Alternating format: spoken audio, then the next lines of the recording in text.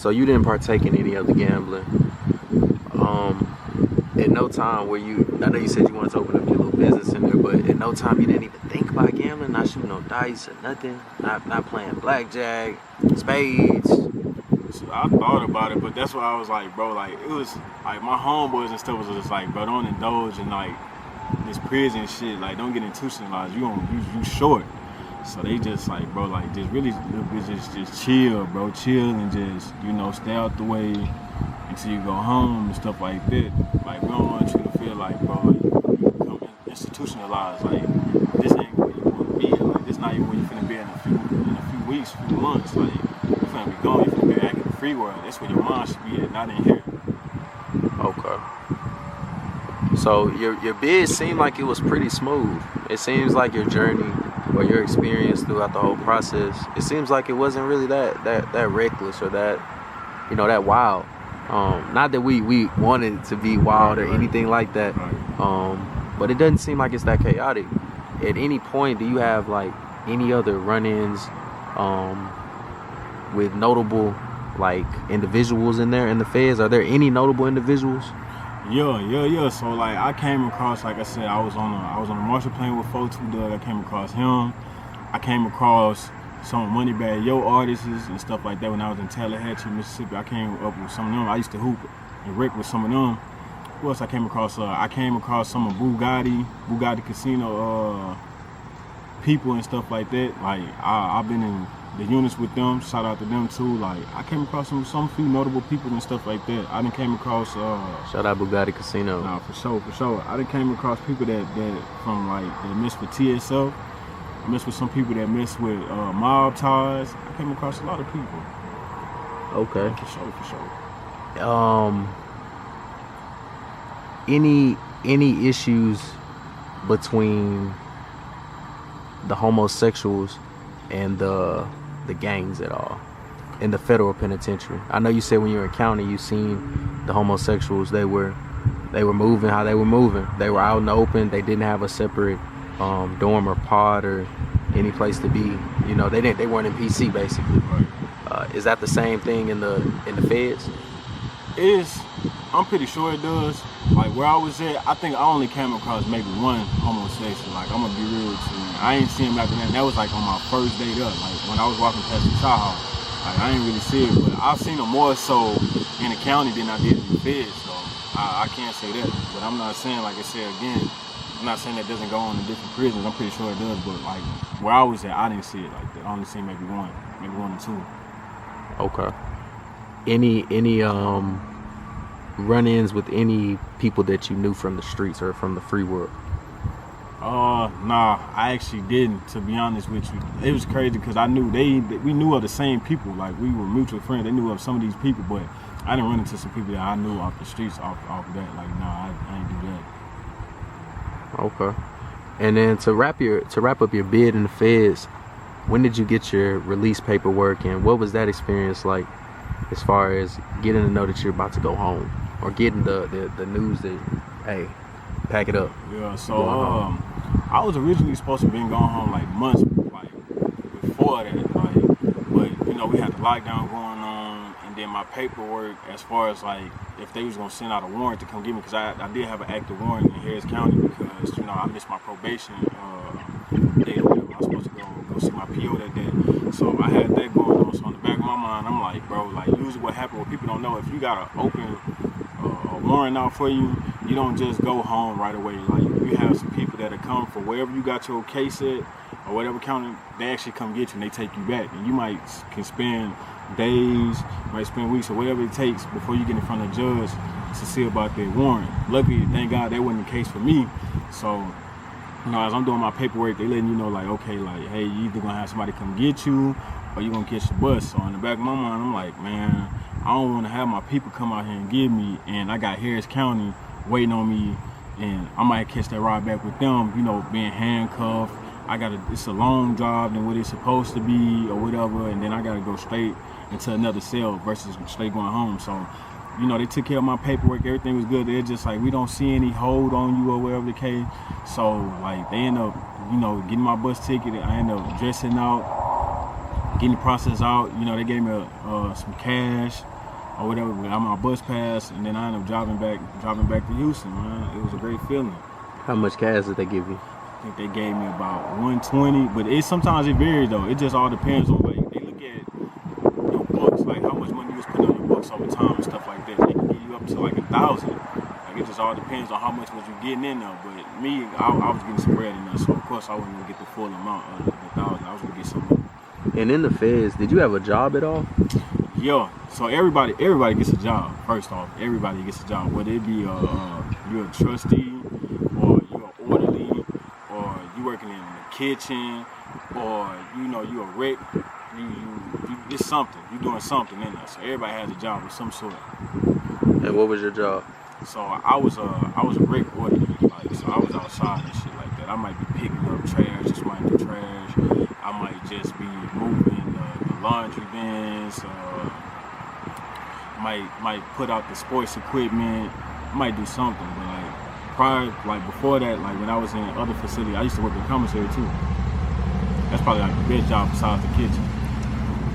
Tell the truth. Were you sneaking a little bit of that commissary, or do they keep a tight tab on it? I'm not gonna count. They got a tight tab, but it's they got that itinerary down pat. They got it down pat because like people don't know, like you want your itinerary to be on point because you get a free world meal of any sort. You get a free world meal. That happened. Like for instance, when I was working in commissary, as long as they what they call it, the inventory is right, you get a free world meal. Like it don't even have to be fast food. It could be like something like Papados, Razzoos, it could be Olive Garden, it could be anything. But the fucked up part about it was, man, we had a dude that was in commissary.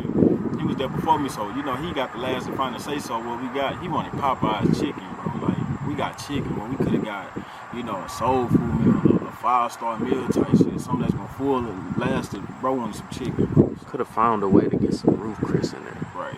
Could have got that. And bro said he wanted some Popeyes, some greasy ass Popeyes, bro.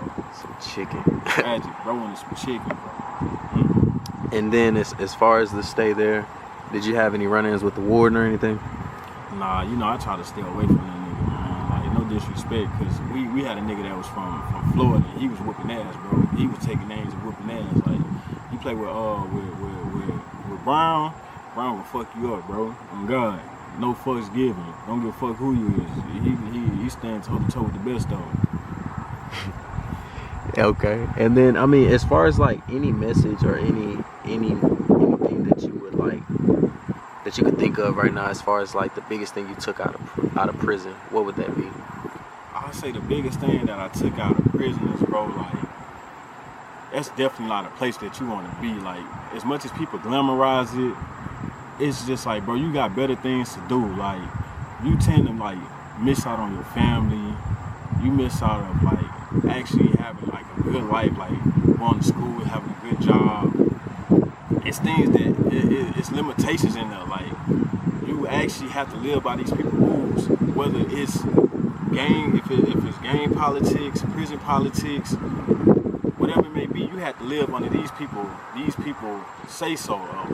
They set the rules, but it's severe consequences behind them. Whether you're getting disciplined by your homies or disciplined by the warden, the captains, or whoever it may be, you have to live by the rules versus the rules that you can set and live for yourself on the streets, bro. Like, so it's definitely something that I just have to think about. Just like, bro, like this is a place that you don't want to be at. You could be doing so much better, doing something better with your time at that, because sometimes you get in there and you just be stuck, you be bored.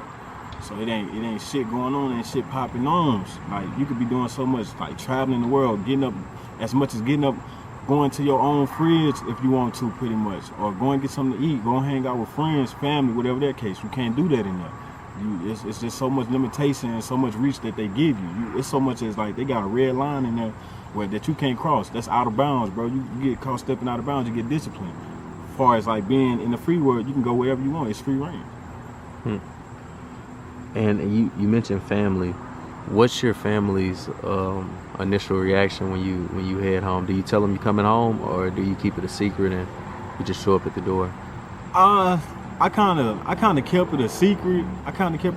But towards at the end, it's just like, bro, you just become overwhelmed. Like, you finna get ready to go home. And plus, on top of that, you got to make sure that you have somebody that can come get you as well too, whether it's even from the bus stop. So I had to let my parents be aware or whoever that was coming to get me, because I did have a bunch of people like asking me like, bro, aren't you coming home soon? I want to be the one that come get you, this and that and stuff like that. So I just kept it to a minimum of the people that I was letting know I was coming home and stuff like that. Really, the people that I kept close to me, I let them know before I did anybody else. Okay. And then as far as who you called specifically out of your mother or your father, you called your father, I take it, huh? Yeah, I called him. Okay. I called him first. Okay. Sure. And then as far as actually getting back to the house, what's the first thing you have to do? Like the first thing, as far as like getting back to the house, man, make sure you get on that bus. Whatever, if you ain't got people to come get you, make sure you get on that bus, because they have ways to make sure of tracking that. So they might send you on a flight. If you stay far, like on the East Coast, West Coast, or whatever, they might put you on a flight, or they might put you on a bus. And trust me, they keep tracking of that to make sure that you get on that proper transportation. Because if you go do some stuff, like if you're supposed to go to a halfway house, because you only get up but like a certain amount of time to get to that halfway house. You go somewhere else, so you do something else, bro, and you miss that date, bro, on God, that's a violation. You coming back. So the thing that you first want to do is get on wherever they say that you want to do, bro. Like, your people come to get you, let your people come get you. You get on that bus, get on that bus, you get on that flight, get on that plane, bro, because you do not want to come back. You got guys that actually violated that privilege and have to come back and do time just because they didn't make it to the halfway house on time or whatever the case may be. So first thing to do, bro, is get on whatever transportation they send for you. And for you, what did you have to go check in with like a PO or have to go see anybody? So I had to go check in with Harris County. So they gave me that leniency, like we're not gonna have some people come get you, we're not gonna waste our resources. It's just a amount of time like you need to go see about their warrant. So I end up doing that. I end up having to turn myself in actually. So I actually went to court or whatever. They took me to the back of the holding cell in Harris County or whatever. So I was in the back there. I was handcuffed. I was cuffed by my leg to the bench, but I had my phone and stuff like that. I was on my phone and stuff waiting. So the lady that handled like all the paperwork, I forgot what she is. She was just like, I thought I called you and told you over the phone, like you could have did this online or whatever, instead of coming in here. Now you back here. She was just like, I'm so disappointed in you because I don't want to see you back here. I don't want to see you go to jail or whatever. Had to sit in the county, but it ended up working out in my favor though. She ended up pulling a few strings or whatever, and they ended up actually getting my case with Harris County dismissed actually. So that was a blessing. Congratulations. I did it. Appreciate it. It's like if you did try to do it online, you know, and didn't actually go through that full experience of going down to the county and having to, you know, take the handcuff into the seat and sitting and waiting, right, you probably would never got it dismissed like that, huh? Exactly. So, it would have definitely a different turn of events for sure. Now you said you had your phone. I gotta know. So when you initially got arrested, they took your phone, right? Right. The phone that you had when you got released, that's the same phone they took? Nah, they actually, what I end up doing is they end up releasing the phone after I sent it. So after I signed, that's when they released my property. So like they usually kept that as evidence or whatever the case, but they actually confiscated. I actually had another phone, a backup phone at home that I was using. Okay, because I'm thinking, and I've heard stories of, you know, people being released from the feds or being released from police custody and their property being returned and, well, their property being tapped. Yeah. And you know, it lead into a bigger investigation or it leads to a bigger bust and they never even knew. Right. You know, so is that ever something that runs through your brain? Have you done the tap test? You know what I'm talking about, the one that's online, where you dial the numbers in on your keypad? Man, that phone was long gone, bro, for me to even try to do that. So like somebody already had a different number. That phone, I done gave it to the chick I was talking to at the time. I didn't gave that up. So she didn't do whatever with them phones. We don't even have them phones anymore. So whoever got that phone, man, may God be with you, because they might have did some things to that phone, man. I'm just saying, I had some things in that phone, bro. So and transitioning from prison to actually coming back home, what's the transition like? Tell us about it. Take us through it. It's been like slow motion because like I have to start back over. So it's some things that I no longer have with me. It's some people that are no longer with me as well too. So it's just different because now it's just like I'm more wiser. always been a thinker, so I think about everything that I do before I actually do something. But it's just a different field because I'm changing my ways. I'm being more strategic in what I do and the things that I do going forward. Like, you know, I'm still trying to go back to school. I still have thoughts about, like, you know, starting my own family, thinking about, you know, building my own empire. Like, you know, just. Did you, not to cut you off, did you graduate from high school? Yeah. Okay, so you have a diploma. Did you ever start at college at all? Yeah, I got some college in me. Okay. So you got some credits.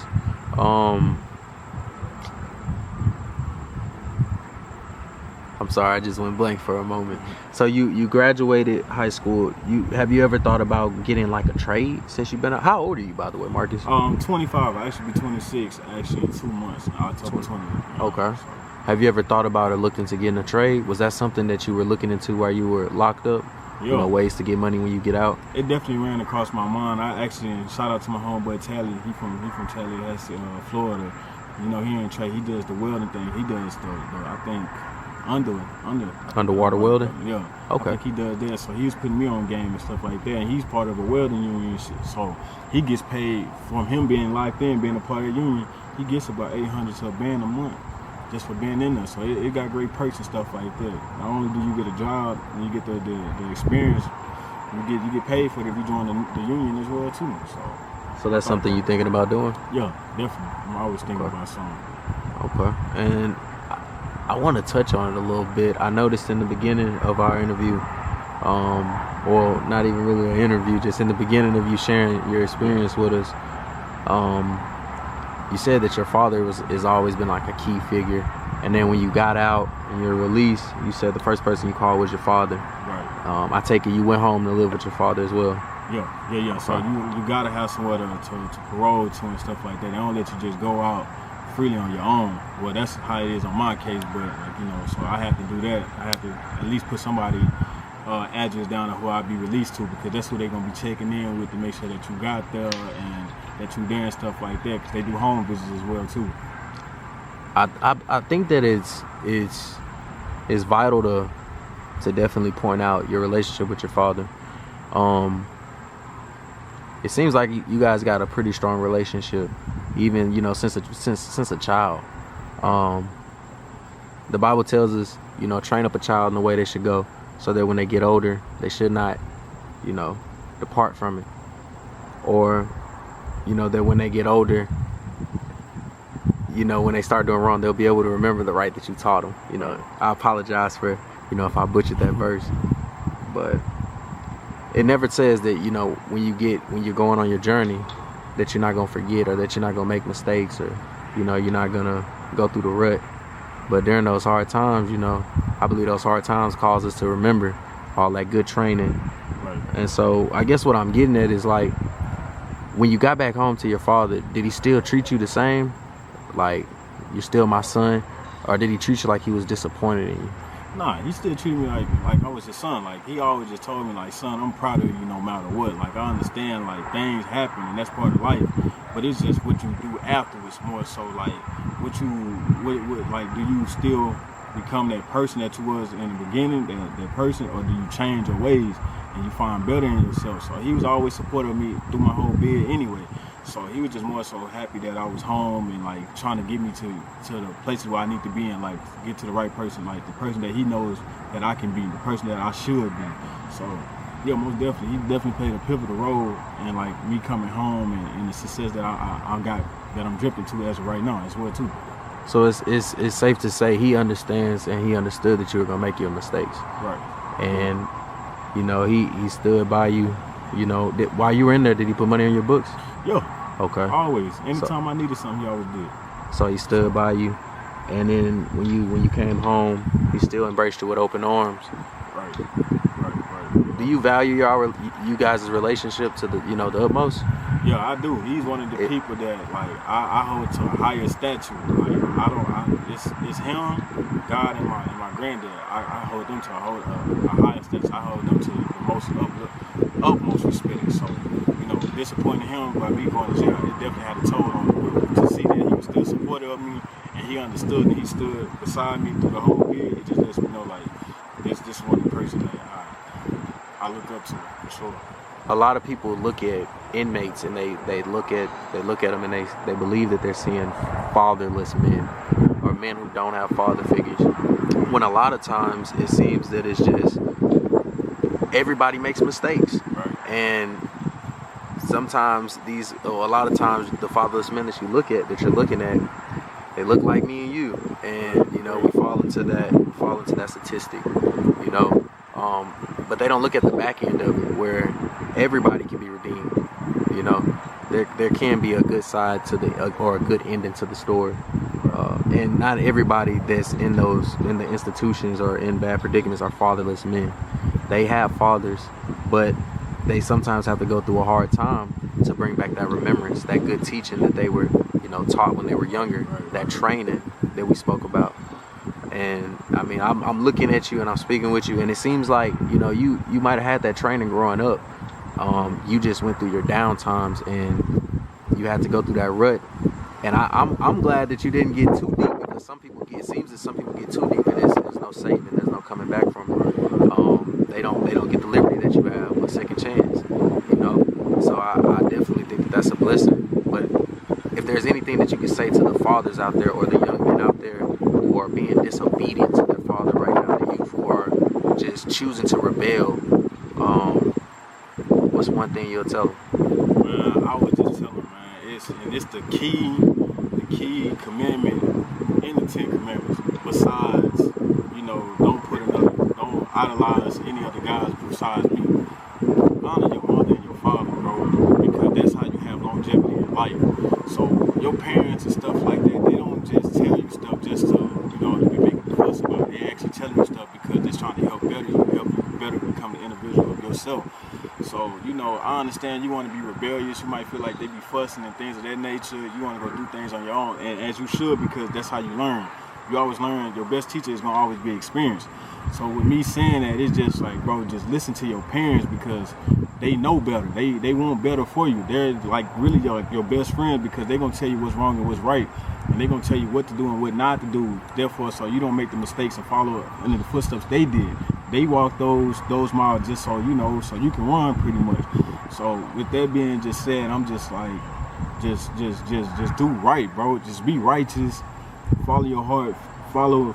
Like, put your best foot forward. Like, be the best person that you can be, and stay out of these prison systems, because, bro, it's no fun in these places, bro. Like, you get down and out, and you ain't got nobody to call. These homeboys that you running with and stuff like that, these women that you was loving on, when you get down in your darkest time, they don't be there. They be your family, and especially like your father. Your father play a pivotal role, because he's the head of your household, bro. He's the head of the table. He's supposed to, you know, be that protector, that provider. You want to be a him, because that's being a great leader, a man that can take care of responsibilities with no questions asked, no hesitation. He don't make excuses. A man don't make excuses, bro. So that's what I would leave advice to, you know, your young generation and you fathers out there, man. Definitely be in your kids' life, because they look up to you for sure. Hey, man, I second that.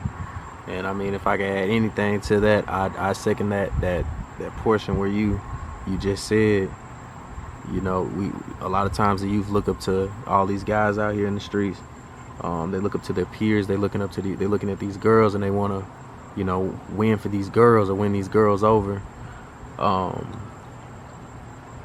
One thing that I think they have to realize while trying to win these girls over and win over your peers and these girls in these streets, they don't have your best interest at heart. Anything that you can offer them, it could only benefit them, right? Anything that they sow into you, it would only be to spin around and benefit them. Versus your parents, they only could have your best interest at heart. Everything your mom does for you is to nurture and to benefit you. Everything that woman does is to nurture and benefit her. So it's everybody on the outside, without you even knowing, they're always taken away. And we rebel against those who are actually trying to feed us life and feed more knowledge into us, and it's hurting us every time. And when I say us, I don't mean specifically me and you, but I mean, you know, the millennials, the youth, period, is hurting them. So I think that's definitely something that they gotta take heed to, a message that we all have to take heed to. Anything else you want to go ahead and share with us before we wrap it up, man? It's been great. It's been great, man. I just thank you for having me here. Me being the first, guest. I wish much success, further success as well. I hope this thing grows. I hope you get some more good tape, more good content. But I want y'all boys to go ahead and follow me on Instagram at sobg._bag. Again, it's sobg._bag with 2 G's, man. And let's get this channel to grow, man. And more great content to come. Hey, man, I definitely want to say I appreciate you, giving me your time. Not only giving me your time, but coming on the platform and sharing your experience with us, bro. It's been a blessing. And not only that, but it's been a learning experience for me. I've definitely learned some things from you. You already shouted out your Instagram. You already shouted out your platforms. I want to ask though, are you in need of any help as far as like cleaning up your record or trying to get a job or anything like that? Is there anything along those lines that you want to throw out there to the people and see if somebody can get in contact with us? Because I'll definitely throw them in contact with you. Yeah, for sure. Like, I'm actually in the process of looking for a job right now. By my background, I'm a convicted felon. I'm a 2-time convicted felon. So it's kind of definitely challenges with trying to get a job of that nature. But I'm definitely in the process of like needing help to get like a job. Pretty much, I got some type of like home stability right now. So I got somewhere to lay my head.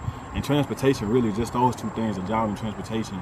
So I think that's the process. Like, I think I need the most help in right now. But, so I'm all grateful. I'm open to anything right now. As long as it's legal. It's legal. There we go. We're not trying to go backwards, man. Like a tree, we're trying to grow out.